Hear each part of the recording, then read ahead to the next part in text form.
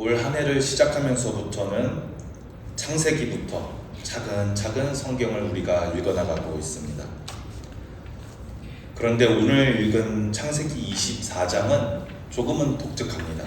왜냐하면 24장에는 지금까지는 주어로 자주 등장하셨던 하나님이 등장하지를 않습니다.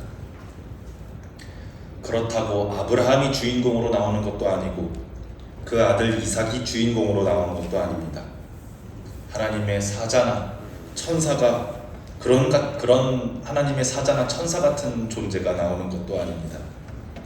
대신 이름도 알려지지 않은 평범한 사람들이 등장해 이야기를 이끌어가고 있습니다. 우리가 흔히 주인공으로 여기는 주연 역할로 여기는 아브라함, 이삭, 요셉 같은 창세기의 대표적인 주연 배우들이 아닌 조연 배우들이 하나님의 이야기를 완성해 나가는 장면이 바로 창세기 24장입니다. 놀라운 것은 이 24장에는 웅장한 하나님의 음성도 없고 특별한 기적이나 특별한 사건이 등장하지도 않습니다. 그저 평범한 사람들의 일상적인 말과 일상적인 행동이 등장합니다.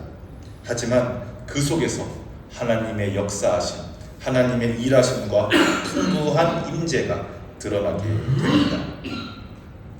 이름도 나오지 않는 한 늙은 종, 그리고 물 길러 나오는 한 소녀 리브가, 그리고 그녀의 가족들, 이런 평범한 사람들이 등장해 놀랍게도 하나님의 계획을 이루어 갑니다.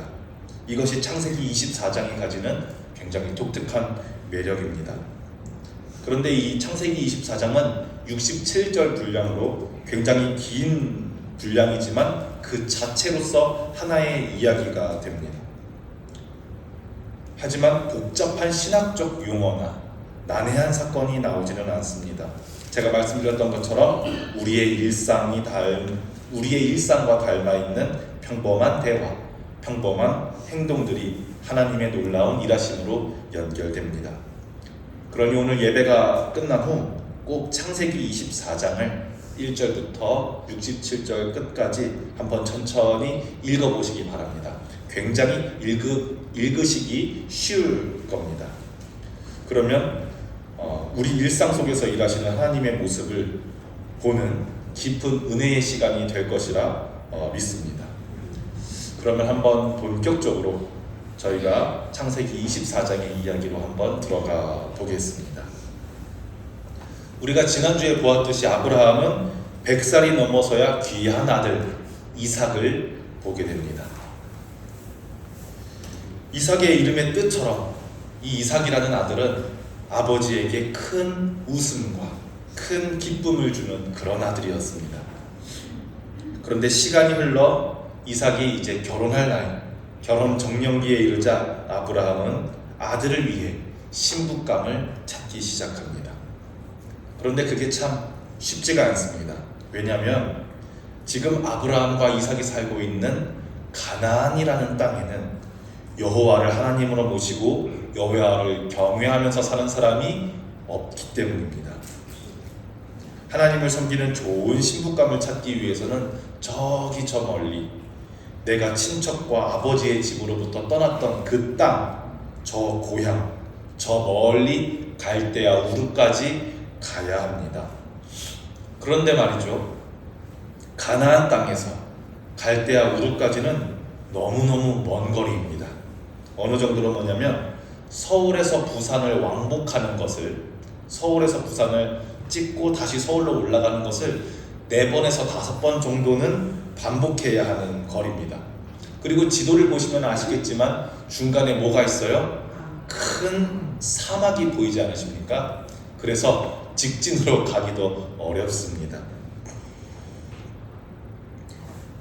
그렇다고 거리만 또 문제인 것도 아닙니다. 고향에 도착한다고 해도 좋은 신부감을 바로 찾으리란 보장이 없습니다.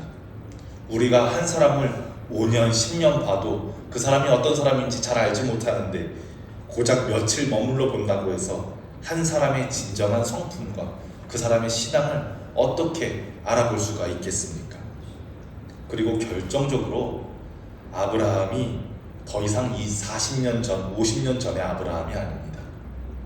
75세 때에는 그래도 정정해서 하나님의 명령에 따라 이 먼 거리를 낙타를 타고 움직일 수 있었는데 이제 벌써 120세가 넘었습니다. 이제 이렇게 먼 거리를 움직일 수 있는 분이 아닙니다. 그래서 결국 아브라함은 데리고 있는 종 중에서 재산을 맡길 만한 믿음직한 종, 나이가 많은 종, 이 한 사람에게 아들의 신부감 찾기라는 미션을 맡기기로 합니다. 참 아이러니하게도 하나님의 선택을 받은 아브라함이지만, 믿음의 조상인 아브라함이지만 아들의 결혼, 자식의 결혼이라는 중요한 일 앞에서 아브라함이 할 수 있는 일은 아무것도 없습니다. 그저 그 한 종을 신뢰하며 모든 것을 하나님의 인도하심에 맡길 수밖에 없는 아브라함입니다. 그래서 이 미션을 받고 늙은 종 아브라함의 종은 먼 여정을 떠납니다. 그래서 아브라함의 고향 갈대아 우르가 있는 메소포타미아 지역에 도착하게 됩니다. 그리고 이 종은 도착한 후에 우물가에 가서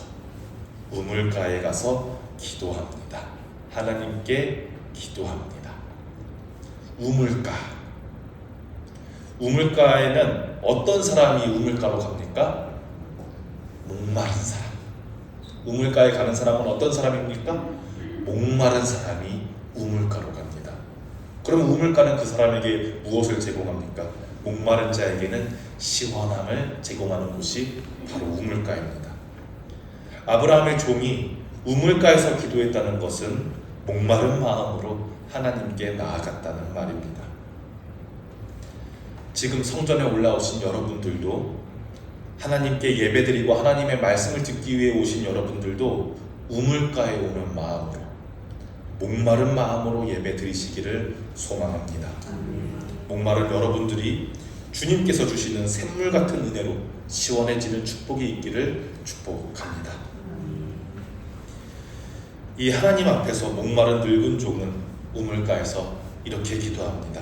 하나님, 내가 우물가에 서 있사오니 물을 길러 나오는 처녀들 중에 혹시 나에게 물을 마시게 대접하고 나의 낙타들에게도 물을 주면 그 사람이 이삭의 아내로 정하신 자인 줄로 제가 알겠습니다.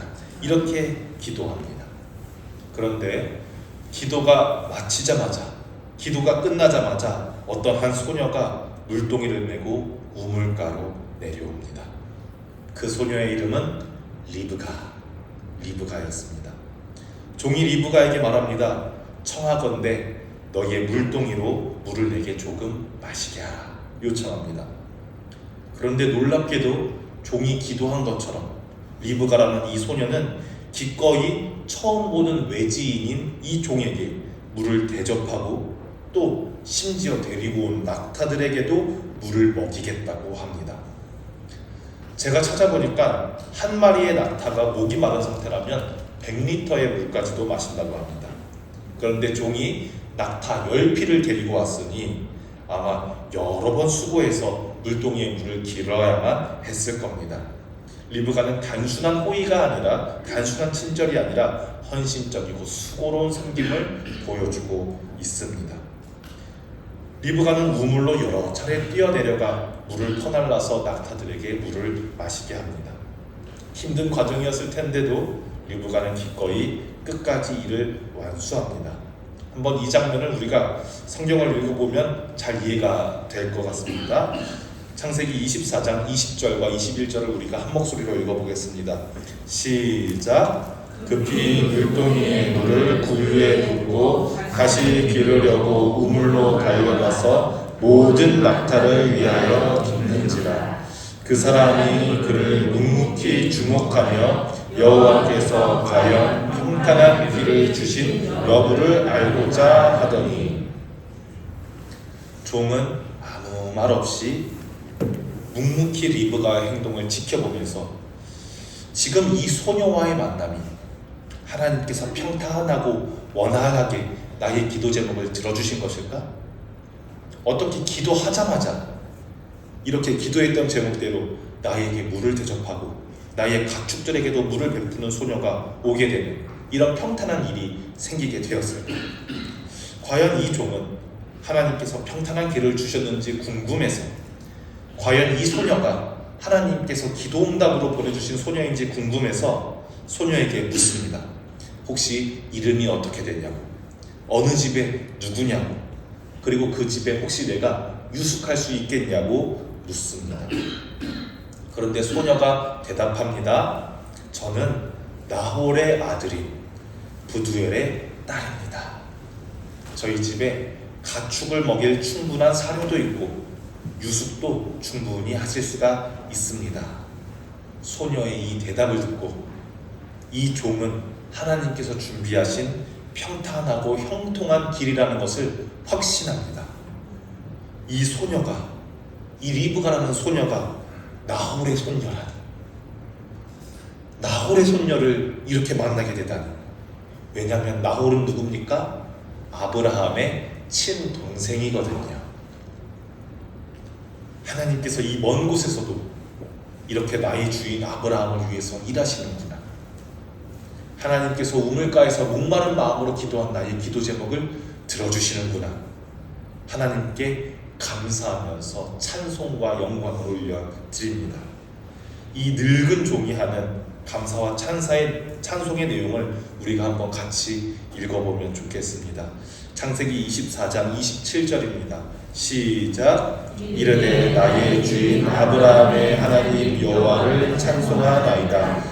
나의 주인에게 주의 사랑과 성실을 그치지 아니하셨사오며 여호와께서 길에서 나를 인도하사 내 주인의 길에 이르게 하셨나이다. 아멘.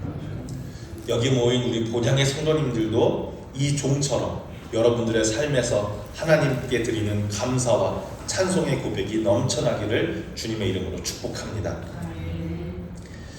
이제 이 소녀 리브가가 집으로 달려가서 어머니께 달려가 이 일을 알리고 소녀의 오빠 라반이 아브라함의 종을 맞이하러 나옵니다.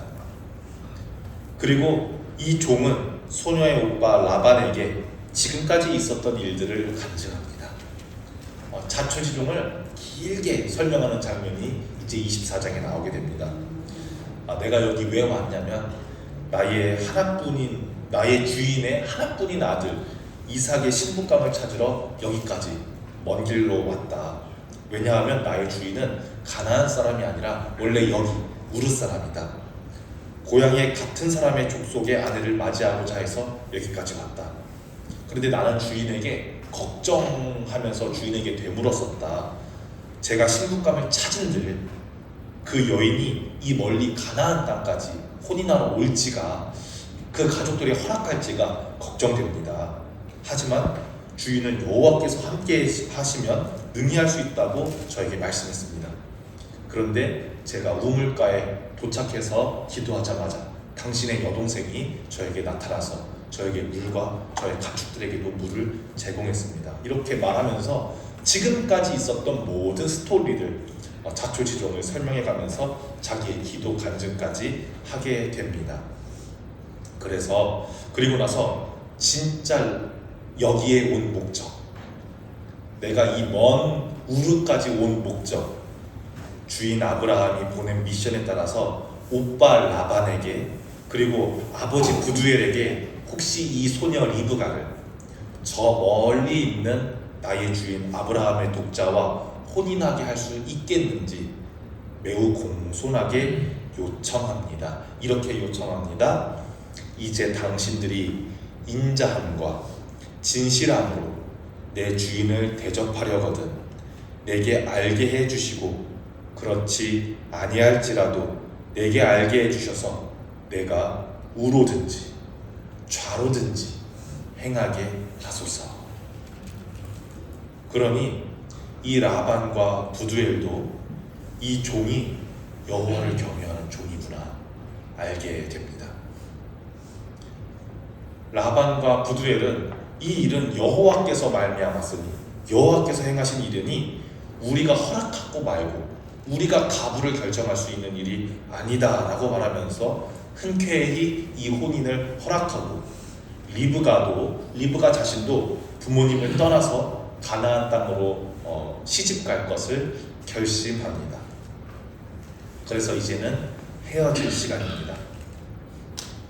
리브가는 아버지와 오빠 그리고 여러 해 동안 함께 살았던 가족들과 친구들에게 축복을 받고 작별 인사를 하고 이제 그녀 또한 자신의 시아버지가 될 아브라함이 그랬던 것처럼 고향과 친척과 아버지의 집을 떠나 가나안 땅으로 가게 됩니다.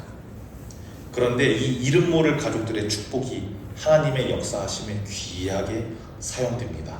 아브라함이 기도한 게 아닙니다. 이삭이 기도한 게 아닙니다. 이름 모를 가족들, 이름도 나오지 않는 가족들의 그 축복이 하나님의 사역에 귀하게 사용됩니다.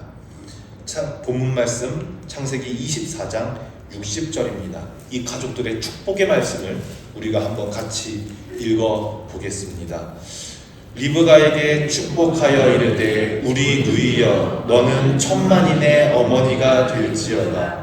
내 씨로 그 원수의 성문을 얻게 할지어다. 아멘. 이 여러 가족들의 축복이 리브가를 에서와 야곱의 어머니로 이스라엘의 어머니가 되게 하는 하나님의 계획 속에서 중요한 역할을 하게 됩니다.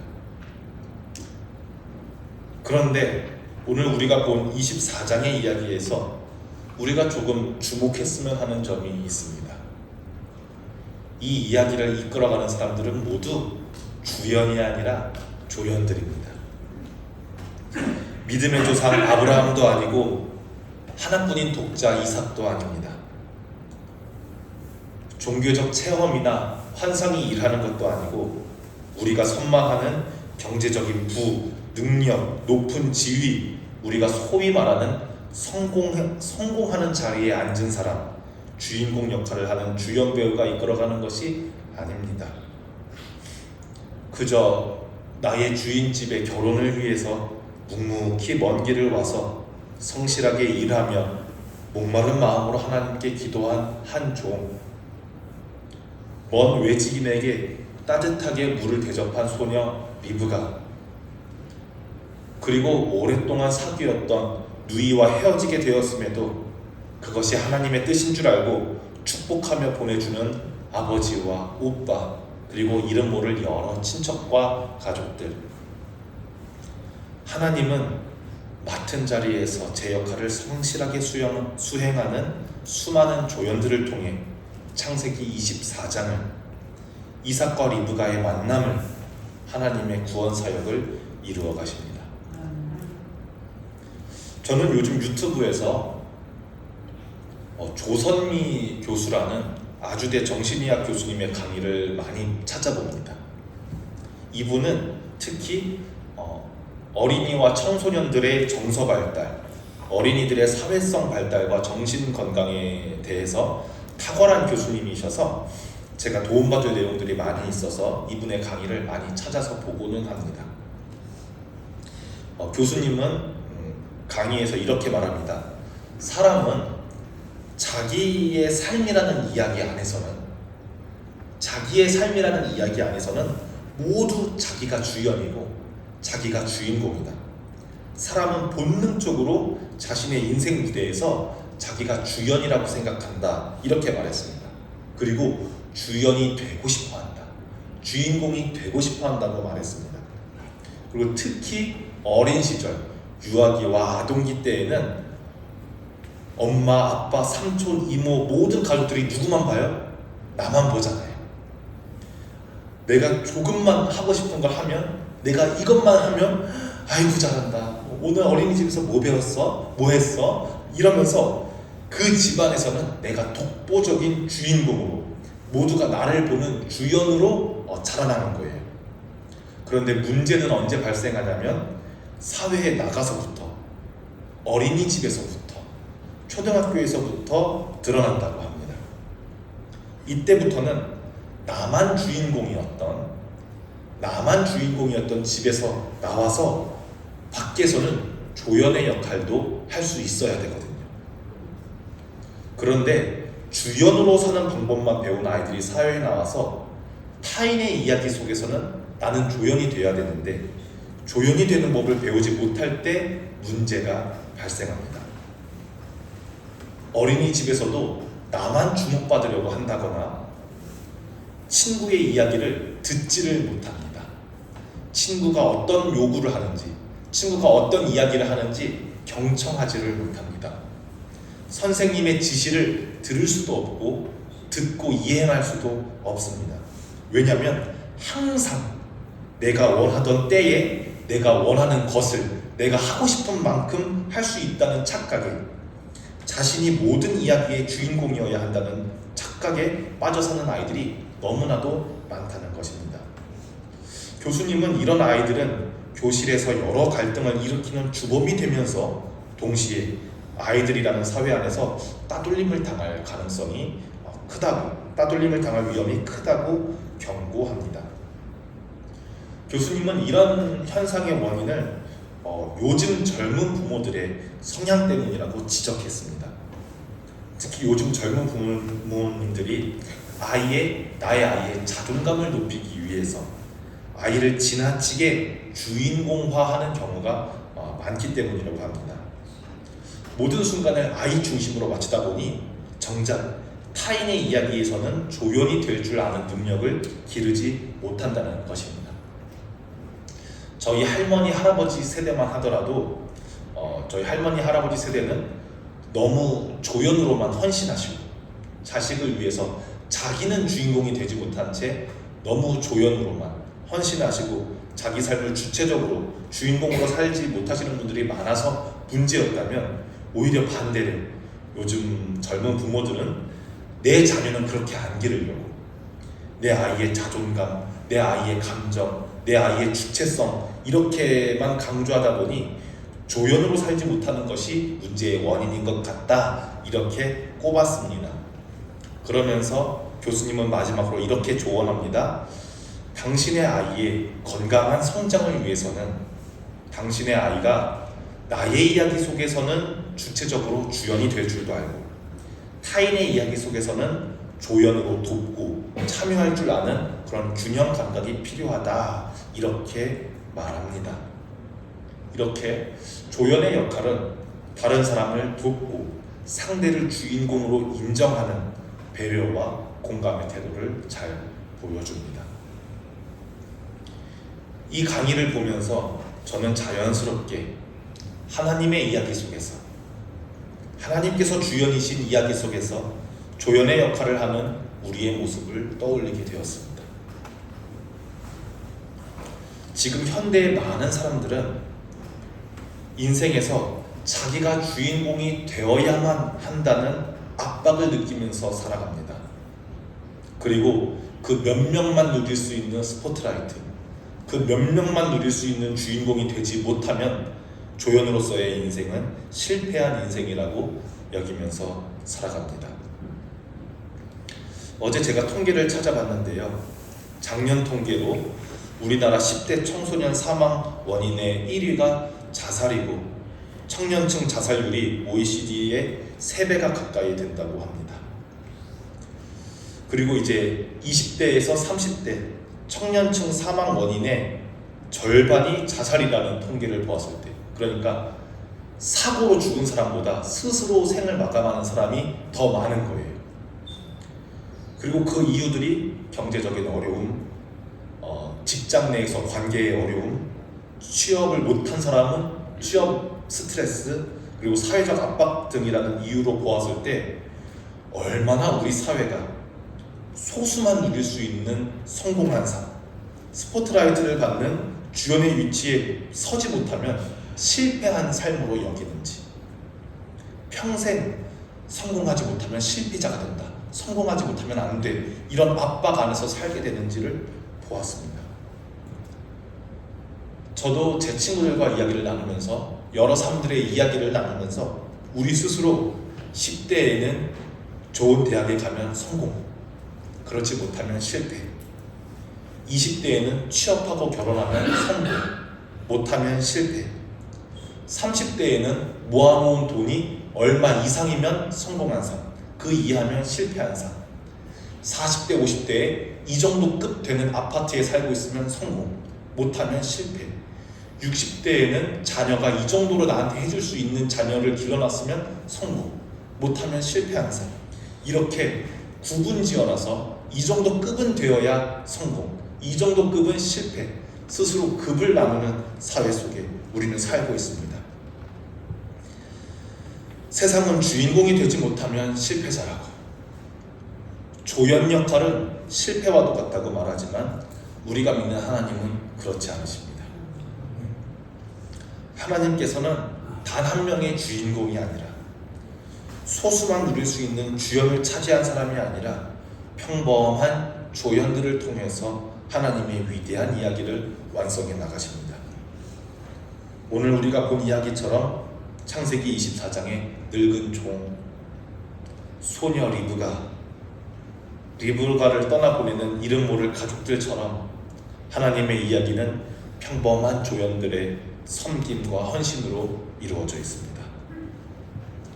마찬가지로 여기에 모인 우리들의 삶도, 우리들의 평범한 일상 속에서 하나님께서는 여전히 일하고 계십니다. 졸린 눈을 이끌고 피곤해도 아침에 눈을 뜨고 출근길을 나서는 여러분들, 시간이 부족해도 성경 한 장은 읽고 자야지 하면서 기도를 마무리하는 여러분들, 사랑하는 사람을 위해 빨래를 하고 밥을 하고 청소하고 또 미래를 위해 꿈꾸고 공부하는 여러분, 일요일 정해진 시간이 되면 아무리 졸려도 단정하게 씻고 나와서 예배의 자리를 지키고자 하는 여러분, 여러분들이 바로 하나님 이야기 속에서 중요한 조연들입니다. 아멘. 하나님을 믿는 우리는 주인공이 아닙니다. 하나님은 우리가 몇 명만 차지할 수 있는 그 주연의 자리를 네가 차지해라, 이런 것을 하나님은 원치 않으십니다. 왜냐하면 하나님의 이야기 속에서 주연은 하나님이시기 때문입니다. 그러니 반드시 기억하십시오. 우리가 하나님 이야기 속에서 조연으로 살아갈 때 여러분들의 이야기는 가장 완전하신 하나님께서 이끌어 가시는 이야기가 될 줄로 믿습니다. 여기 이 모임이 평범한 조연들의 모임이 되기를 축복합니다. 기도하겠습니다. 사랑과 은혜가 풍성하신 하나님 아버지, 오늘 우리에게 창세기 24장의 말씀을 통해 하나님의 섬세하신 인도하심과 놀라운 계획을 깨닫게 하시니 감사합니다. 우리가 세상의 화려한 주연 자리를 쫓는 것이 아니라 하나님의 이야기 속에서 기꺼이 조연이 되어 하나님의 뜻을 이루는 삶을 살아가게 하옵소서. 아브라함의 종이 목마른 마음으로 기도하며 하나님의 인도하심을 구했던 것처럼 우리도 일상의 자리에서 하나님의 뜻을 구하며 순종하게 하옵소서.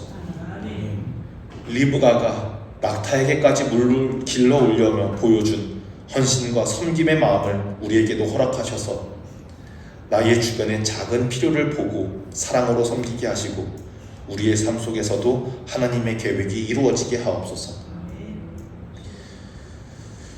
우리에게 맡겨진 자리와 역할을 귀하게 여기며 충성되게 감당하게 하시고 작고 평범해 보이는 순간조차 하나님의 놀라운 임재와 역사하심이 있음을 믿고 감사하게 하옵소서. 삶 속에서 지치고 목마른 영혼들이 주님의 샘물 같은 은혜를 만나 회복되게 하시고 우리가 속한 가정, 교회, 이 땅의 모든 사람들이 주님의 사랑 안에서 하나 되게 하옵소서. 예수님의 이름으로 기도합니다. 아멘.